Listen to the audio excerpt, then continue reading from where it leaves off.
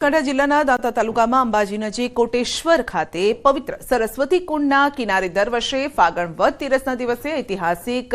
નવહતી કોટેશ્વર મેળો ભરાય છે અને આ મેળો માત્ર મનોરંજન માટે નહીં પરંતુ પિતૃઓના મોક્ષ માટેની અતૂટ આસ્થાનું કેન્દ્ર છે। પૂર્વજો હોય, કાકા હોય, દાદા હોય, ભાઈ હોય, એમનું કારણ કે નાદ કરવામાં આવે અમારી સમાજમાં અને એ નાદ કર્યા પછી કારણ કે શેતર ને વેતર અને ગુર ને ગગેવર અમના બે આ ચાર ભાઈઓના આગવા અમારી પેઢીથી ચાલતું આવ્યું છે અને એ એમ કે આજે તેરસ ની અંદર આ કોટેશ્વર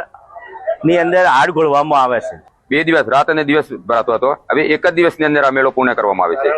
કારણ કે ત્યારે કાયદો વ્યવસ્થા જળવાતી નથી અને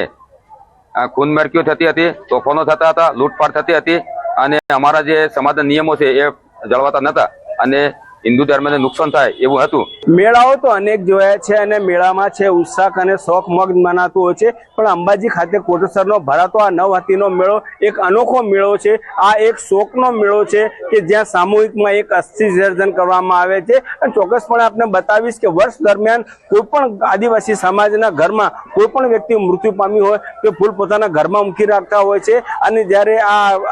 ફાગણ સુદ વદ જે તેરસ છે તેરસે આવતા અસ્થિ વિસર્જન કરવામાં આવે છે અને આ અસ્થિ વિસર્જન થાય પછી જ એમના ઘરમાં સારા પ્રસંગો થતા હોય છે। જ્યાર સુધી આખું વર્ષ દરમિયાન કે વર્ષના વચ્ચે પણ જો ફૂલ ઘરમાં મૂકી રાખ્યા તો સારા પ્રસંગો થતા નથી અને આ જે નવહતીનો જે કોટેશ્વર ખાતે જે મેળો ભરાય છે આ આદિવાસી લોકો હરિદ્વાર નથી જતા પણ આ હરિદ્વાર એટલે ગંગા નદી, સરસ્વતી નદીને જ ગંગા માની અને પોતાના જે પરિજનો છે તેમનું અસ્થિ વિસર્જન અહીંયા કરતા હોય છે અને અસ્થિ વિસર્જન કર્યા બાદ તેમનો શોક પૂર્ણ થતો હોય છે અને ત્યારબાદ જે છે લગ્ન અને તેથી વિધિના જે સારા પ્રસંગો છે તેની શરૂઆત કરતા હોય છે।